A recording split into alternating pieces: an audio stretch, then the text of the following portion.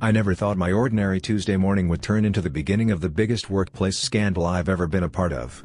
If you enjoy workplace drama stories, stick around and let me know in the comments if you would have handled this situation differently. I work at a mid-sized advertising firm in Boston. Our office is open plan, full of chatter and coffee-fueled brainstorming sessions. My closest colleagues are Sarah, my reliable project partner, and Jake, an ambitious but slippery co-worker who always seems to be angling for a shortcut to success. Our manager, Dana, runs a tight ship but trusts us more than she probably should. That morning, as I logged into my computer, I noticed something odd. A high-profile client proposal, one I had spent weeks perfecting, had been submitted overnight. But the author field didn't have my name on it. Instead, Jake's name was sitting proudly at the top. My stomach dropped. I hadn't sent it yet, and the final draft was still in my personal drive. Someone had clearly taken my work and passed it off as their own. The question gnawed at me: how had Jake gotten access to my private files in the first place? I tried to keep my composure, but the anger was bubbling under the surface. Instead of confronting Jake right away, I walked to the break room for coffee. That's when I overheard two co-workers whispering. "Did you see Jake's client proposal?" Dana seemed impressed. One of them said, "Yeah, but wasn't that supposed to be Mark's project?" The other replied.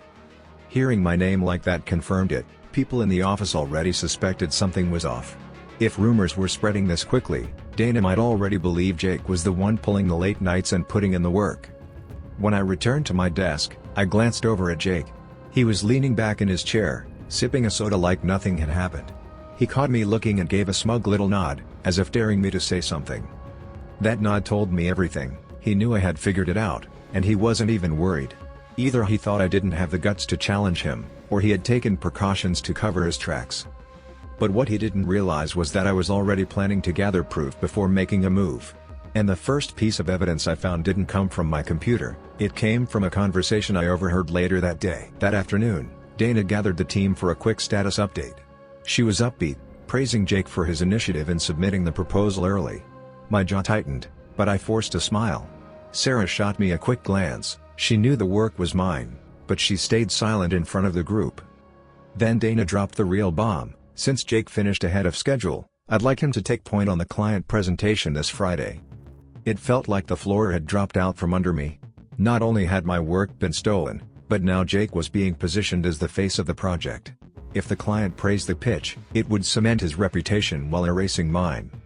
I wanted to speak up, but Dana was already moving on to the next agenda item. I could sense Jake smirking beside me, like he had just checkmated me in a game I didn't even know we were playing. After the meeting, Sarah whispered, "You need to fix this before Friday. Once he presents, it'll be too late." She was right. But I couldn't just accuse Jake without evidence. Dana valued results, not office gossip. That meant I had less than 72 hours to uncover how Jake had accessed my files and prove the proposal was stolen. The real challenge was figuring out where to start without tipping him off. That night, I stayed late in the office, determined to dig into the mystery. If Jake had stolen my files, there had to be a trail. I started by checking my email archives. At first, nothing stood out, just the usual reminders, updates, and client notes. But then I spotted something strange. 2 emails had been sent from my account at around midnight the night before. One went directly to Dana with the attached proposal, and the other was forwarded to Jake's personal email. The problem? I hadn't sent either of them. My pulse quickened. Either my account had been hacked, or someone had been logging in under my credentials. I checked the metadata and noticed the login came from inside the office, long after I had left. The more I thought about it, the clearer it became. Jake must have used my workstation or found a way to get my password. But if he had been in the office at midnight, why hadn't security noticed? Our building required badge scans for entry after hours. I leaned back in my chair, realizing the emails weren't just proof of theft, they hinted at something bigger. Someone on the inside had to be helping him bypass security. The question now was, who else was involved? The next morning, Dana called for an impromptu team meeting. She looked unusually tense, clutching a folder full of printouts. "We need to tighten up on client deliverables," she said, her eyes sweeping across the room. "There have been inconsistencies in timestamps and file versions." My heart skipped. She must have noticed the odd emails too. Jake, of course, jumped in. "I stayed late to clean things up." "Maybe that's what caused the confusion," he said smoothly. wearing that fake humble smile that made my skin crawl. I wanted to shout, "He's lying." But instead, I asked, "Dana, do we know who accessed the system after hours?" It was a calculated move, too direct, and I'd look paranoid, too vague, and the hint would be lost. She frowned, tapping her pen. "I'll check with IT, but let's stay focused." Then, almost pointedly, she assigned me supporting tasks for the client presentation, while Jake kept the lead role. It felt like being demoted on my own project. Sarah squeezed my arm under the table, a silent show of support. But her expression told me she was just as suspicious as I was. As the meeting wrapped up, Dana mentioned she'd be reviewing badge logs later in the week. That was my opening, but I had to act before Jake covered his tracks. Do you think I should have spoken up right then, or was I right to hold back? After the meeting, I headed straight for Sarah's desk. She was the only person I trusted, and she had a knack for catching details most people overlooked. "Check the version history on the shared drive," I whispered. Within minutes, she pulled up the document logs. Something didn't sit right. The official submission Jake had sent was timestamped before the final edits I had made the night prior. Which was impossible, unless someone had duplicated my draft earlier and rushed to submit it. Even stranger, the metadata showed that the file had been copied from my local drive, not the shared folder. That meant whoever submitted it had direct access to my workstation. Sarah leaned back, frowning. "Mark, this doesn't add up. Either Jake guessed your password, or someone let him onto your computer." Her words hit me hard. Could Jake really have an accomplice? Maybe someone in IT, or even another teammate? When I returned to my desk, Jake was already there, casually flipping through a notebook. "Dana wants those support slides polished by end of day," he said with a smirk, then walked away without another word. It was like he knew I was onto him, and wanted to remind me he was still one step ahead. That's when Sarah leaned over and quietly suggested we check the audit trail that IT usually forgets to lock down. That evening, Sarah and I stayed after hours with a single mission: dig into the IT audit logs before they were cleaned up for the week. Normally, employees weren't supposed to access them, but Sarah had a friend in IT who had shown her the backdoor once during a system crash. When we pulled the records, my heart nearly stopped. The badge scans didn't just show Jake entering the building after midnight. There was another name on the log, Dana's. Our manager had been in the office the same night the proposal mysteriously sent itself. At first, I thought maybe it was a coincidence. Dana was known for late nights during big client pushes. But then we noticed the pattern: Dana's badge swiped in just 10 minutes before mine was accessed remotely. And right after, Jake's name appeared as the center of the proposal. The implication was chilling. Had Dana actually helped Jake steal my work? Or was she covering up for him? If that was true, confronting Jake alone would be pointless. I'd be up against my own boss. Sarah put it bluntly, "If Dana's involved, you're in deeper than you think. We need something irrefutable." But before we could decide our next move, I got a Slack message from an unknown user. It simply read, "You're looking in the wrong place." The anonymous Slack message rattled me. At first, I thought it was Jake playing mind games.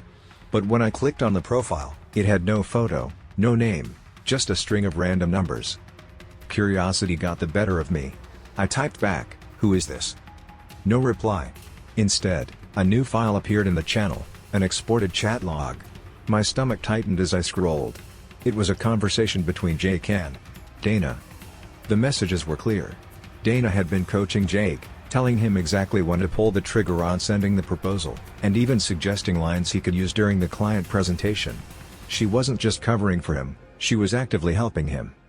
Sarah read over my shoulder. "She's feeding him everything. Why would she do this?" The answer became obvious the further we read. Dana was pushing Jake as her rising star, hoping to use his quick wins to boost her own promotion chances within the firm. My hard work was just collateral damage. I leaned back in my chair, the betrayal sinking in. It wasn't just Jake, it was my own manager orchestrating the theft. At that moment, I realized the fight wasn't about proving Jake wrong. It was about exposing both of them before the client presentation locked their victory in stone. Would you have trusted the anonymous tip, or ignored it as a trick? The next morning, Sarah and I met in the empty conference room, spreading laptops and printouts across the table like we were preparing for a covert operation. We needed proof, solid, undeniable evidence, that Jake and Dana had manipulated the submission. First, Sarah said, we recreate the timeline of the proposal. Every edit, every file copy, every badge scan. She highlighted the midnight activity and the sequence of file transfers. "This will show the exact path your work took, and it's all documented in the system." I nodded, mentally preparing for the confrontation. But recreating the timeline wasn't enough. We also needed a way to catch Jake in the act if he tried to meddle again.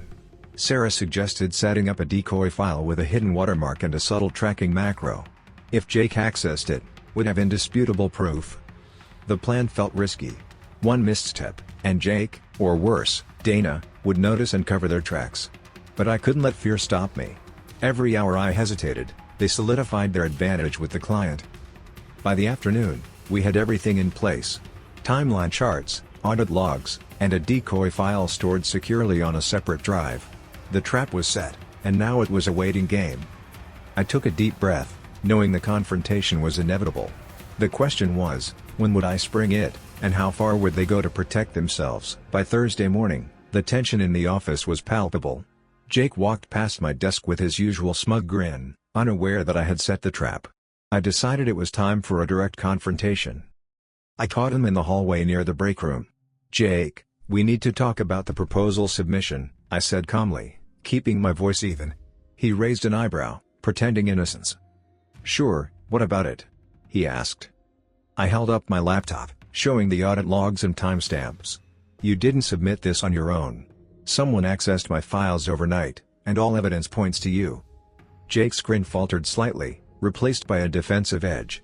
"Look, I don't know what you're implying," he said, though he was sweating just a little. I leaned in, whispering just loud enough for him to hear.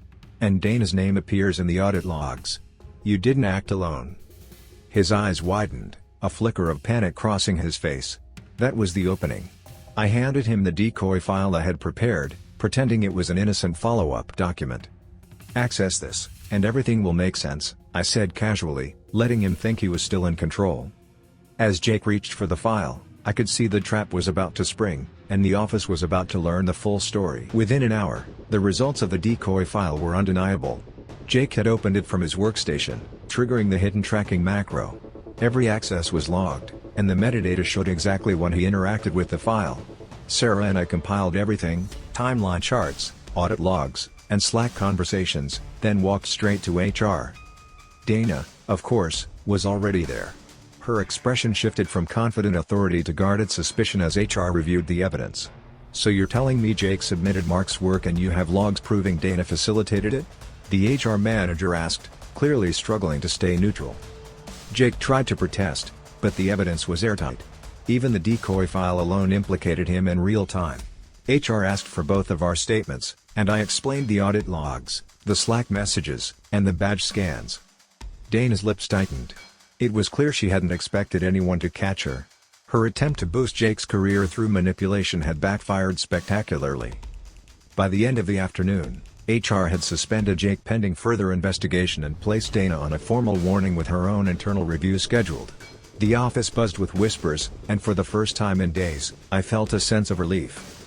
But as I returned to my desk, I noticed something odd in my inbox, another anonymous Slack message. "You think it's over?" The next morning, I arrived at the office expecting a calm day, but things were far from settled. Sarah whispered urgently as I passed her desk, "Someone else saw everything last night?" I raised an eyebrow. "Who?" She pointed toward the quietest corner of the office. It was Luis, the night janitor who usually kept to himself. Apparently, he had noticed Jake sneaking into my workstation the night the proposal was submitted, and he remembered Dana arriving shortly before him. Luis's account confirmed everything the logs and Slack messages suggested. He recalled the exact time Jake fiddled with my computer and Dana hovering nearby, giving instructions. Unlike digital evidence, this was human testimony, direct and indisputable.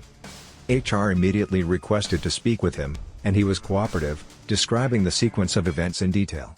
His testimony filled in gaps that the audit logs and Slack conversations couldn't fully explain: gestures, whispered instructions, and the sense of calculated urgency that had surrounded the theft.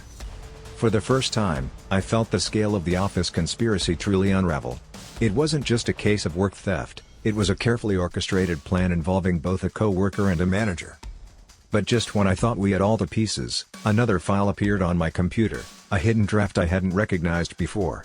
Its contents hinted at yet another secret that Jake and Dana had been keeping from everyone. I opened the mysterious draft carefully. It wasn't just another version of the proposal, it was a detailed plan showing how Jake and Dana intended to manipulate client deliverables for multiple upcoming projects. Every instruction, every suggested tweak, and even a timeline for when to submit stolen work was meticulously outlined. My hands shook slightly. This wasn't just proof of one stolen proposal, it was a blueprint of repeated misconduct. I copied the file to a secure drive and shared it with HR immediately, adding it to the audit logs, Slack messages, and Luis's testimony. HR leaned back in their chair, stunned. This is comprehensive, they said, flipping through the pages. It shows intent, planning, and repeated action. This changes everything. Jake, who had been waiting in the room, tried to deny involvement, but the evidence was overwhelming. Dana attempted to justify her actions as mentoring, but the timeline and instructions in the document left no room for doubt. Finally, HR had everything they needed to make decisive decisions. Both Jake and Dana were formally reprimanded, suspended, and flagged in the company system to prevent further access. For the first time, I felt a real sense of closure. The project was mine, the client was satisfied, and the conspiracy had been fully exposed.